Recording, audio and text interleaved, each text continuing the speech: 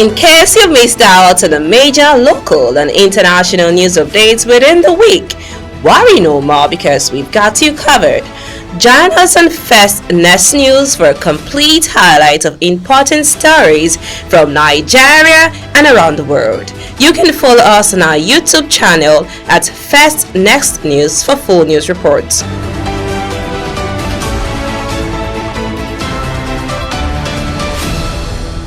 Hello viewers, a beautiful weekend here from the studios of First Next News Port Harcourt.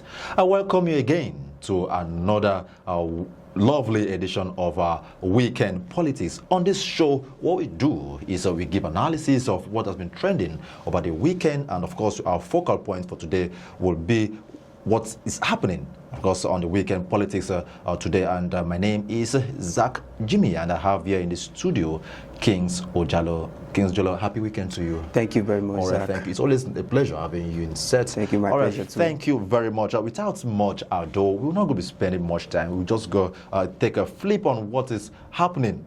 That's why I call it the Weekend Politics. You must be interested. Like I always tell you, get involved. If you're not informed, you'll be deformed. And it's always on this channel that we get you informed. So join me as I take you to the first conversation this morning.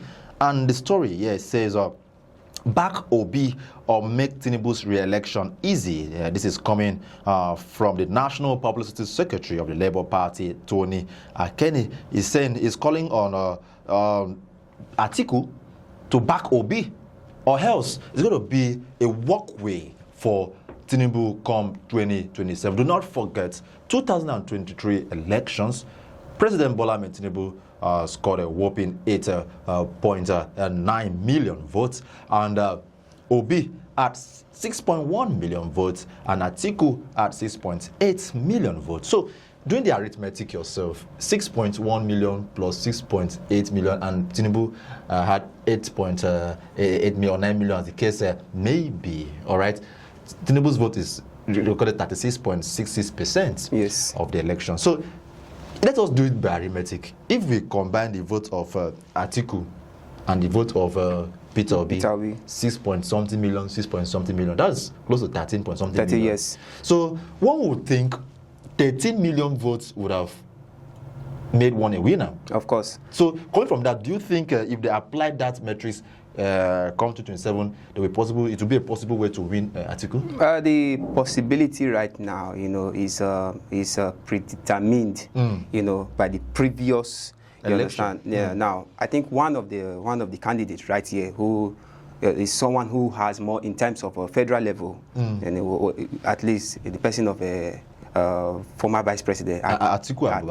Then the other one was just a state governor, I think in Anambra State, Peter Obi. So, but now, leave experience aside. Now we are looking at personality. We are looking at structure, and we are looking at ability. Giving Peter Obi that Atiku Abubakar that fact, to me, I don't think it's something that should be an occurrence right now.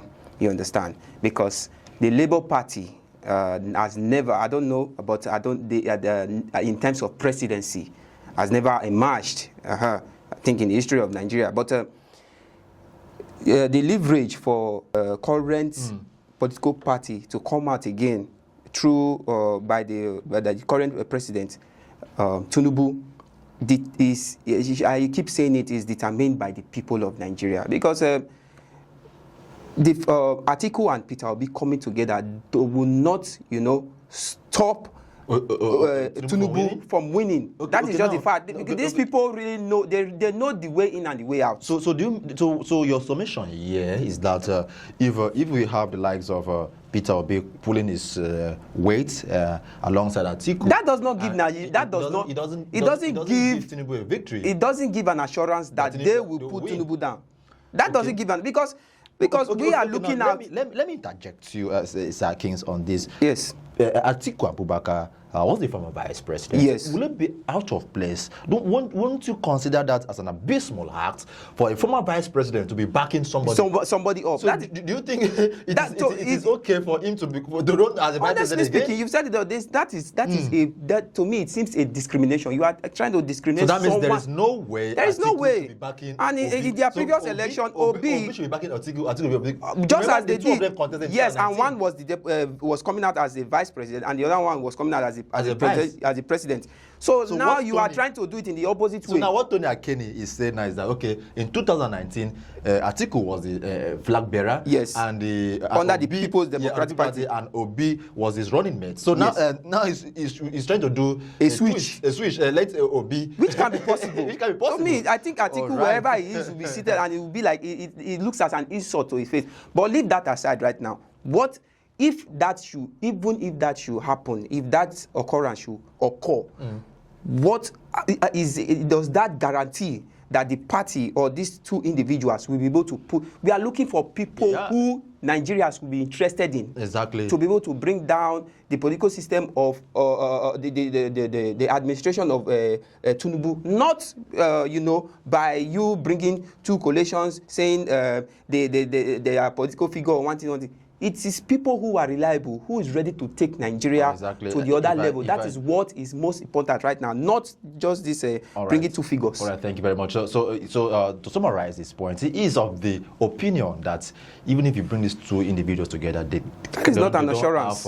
There's no assurance. There's no assurance, according to your words, that they can house President Tinubu come to himself. Do not forget, in 2019, we had their merger. They couldn't win Buhari. Okay. So what's the assurance that when they merge together, they will win Tinubu country. But for me, these are all politics, and just like you rightly mentioned, it should be talking about the personalities involved. But as far as I'm concerned, I am not seeing Atiku coming again as a running mate to anybody. To any, especially Peter Obi. Especially Peter Obi, where he wants he was his running mate. Running mate, exactly. So that's totally I don't know. So also on that development, there's another news here I want us to take our lens to. Is Peter Obi not desperate to be president? Obedient tells ADC. Of course, this statement was made by the national coordinator of the movement, Tanko Yunusa, in a caucus meeting organized by the ADC in Abuja. So they are saying, Peter Obi is not desperate. But do not forget, Peter Obi said he should be given one term. Of course. So will you say, do you find any form of desperate or whatever? I don't know. First of all, Zach, you see that so-called meeting, caucus meeting, whatever they call it, to me, I see it as an unnecessary gathering. That's first. Secondly, the fact that a coalition is being made in the ADC, you are trying to call other opposition party to join your own. What guarantee do you have? Now, look at the structure of the ADC right now, of what stand do they have to invite other personals from, and at the worst part, they are asking them to retire. I think that is uncalled for. How can you ask other personals to retire from their political party, or because you feel, and even if that happens, how do you think you can unseat the president, the ruling party? It's impossible. You understand? Even if they should bring every political personas all over Nigeria, even outside Nigeria, what guarantee do you have? Your party, the ADC right now, is still on. Does not even have a proper foundation. Then you have the next. I think before such arrangement is being made, I think the party should have should be on a stand fist. It should be able to stand its ground. Right now, the issue with David Mark, Aregbesola is still on. How dare you now start calling other coalitions from opposition party to enforce into your own party? Let me bring you back to the topic. Now, sorry to interject you there, Mr. Zach. You know, in the side of Peter Obi, well, we can indeed. I think that statement is not desperate. You know, I think is quite been an understatement, because if we are saying Peter Obi, language shows he's been desperate. But do you think his body language shows he's been desperate? Definitely, you will see it in Peter Obi that he's desperately. aside Yunusa coming out to mention this, Peter Obi, time without number, has made it known to Nigeria that he is not desperate. Sir, you can't say he's not desperate, because we can see along. He's desperate. Of course, we could see along his moves in becoming the president of Nigeria, his visitation to different countries, trying to learn other country administration and how they practice policy. Definitely, you can't just come out and say Peter Obi is not desperate. So to you, he's desperate? Of course, he has an ambition of becoming the president of this country. On a quick break for Kings is saying Peter Obi is desperate. This could be seen in his recent moves, trying to move from one place to another, doing some philanthropic job or whatever you call it. And of course, he came out recently to say you should be given just one term. Exactly. So one would begin to feel, are you trying to buy the hearts of the empathy of Nigerians by seeking just one term, when we know that politicians in Nigeria, and once they get to the one term, they will always want to go for another, just like the words of Oliver Twist, always wanting for more. We'll come back and continue with other topic of discourse on the weekend politics. Do not forget to stay tuned and follow this channel. My name is Zach Jimmy. We'll be right back. Stay tuned.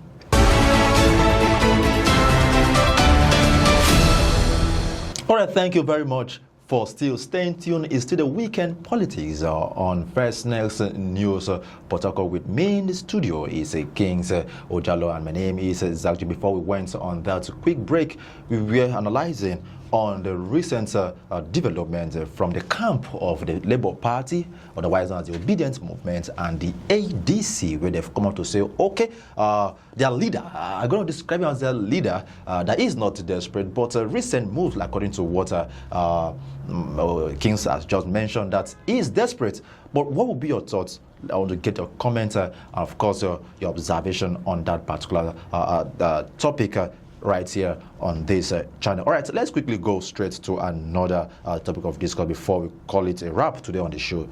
Tinubu said, your suffering is just, it's quite amazing. Do you know why it's amazing? Mr. President, over time, keeps reassuring Nigerians that we are going through a process. We are going through a process. And the question here is, how long will this process last? When shall we begin to get results? This is 2 years down the line. Good. I think that is first of all, I really want to recommend the president, for being truthful. He's being truthful. Of course, he's being truthful. I think that statement was made in the coronation, or the 44th coronation of the Olubadan in the Oyo State recently. I really like the fact he was able to be truthful to Nigeria, I think, for once. Now you said Nigeria is going through surgical problem is going through surgery, the way he put it. Now, I think practically, Mr. Zach, when an individual go for surgery, I think sometimes it takes approximately a week or thereabouts. It is called post-operative. Good. Okay. Now you claim the country is on surgery under your administration. Now what are the moves? Just look at yesterday when he went for the coronation. We all saw the viral video whereby the rate of escorts, the rate of convoy just for one part, even what the president of America would not indulge himself with. You need to see the rate of cover, different security, as in yesterday I realized the rate of security in Nigeria were even more than the one I've been observing, I've been seeing so far. They all escorted just this one particular president with other political officials. Now, tell me, let's be realistic. Tell me, with the insurgencies and the terrible killings here and there,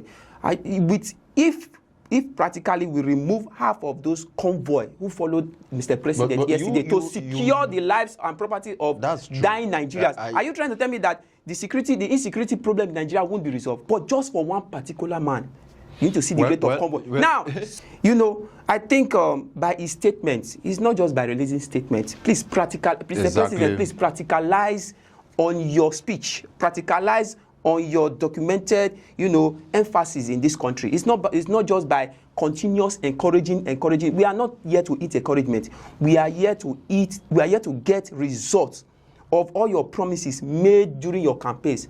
And it's unfortunate that not even one of them, Mr. President, has delivered. So it's uncalled for. Okay, for you, Mr. President is yet to deliver on his dividend of democracy. Of course, the promises he gave to Nigeria. It is 2 years down the line. May 29, 2025 made it exactly 2 years and few months, 4 months to be very, very precise, and we're still grappling with so much challenges in the country. And the president keeps assuring Nigerians that we are going through tough times. And when we continue to ask the question, Mr. President, before you became president, you were a Christian and you pride yourself as a kingmaker. You build the system, you understand the system. So come into a system of which you understand. It shouldn't take you enough time. But while we see you trying to put things in place, your supporters are already clamoring for 2027. So does it give the impression that you are just interested about your re-election and not just delivering the dividend of democracy? This is where we go draw the curtain of our conversation on the weekend politics here on First Next News. But many thanks, King Sojalo. Thank you very much. Right, thank you. So you may do well to follow this channel. Click the notification button and always stay tuned for more trending updates. It's a bye for now. I'll see you again next weekend. My name is Zach Jimmy. In case you've missed out on the major local and international news updates within the week, worry no more because we've got you covered. Join us on First Next News for a complete highlight of important stories from Nigeria and around the world. You can follow us on our YouTube channel at First Next News for full news reports.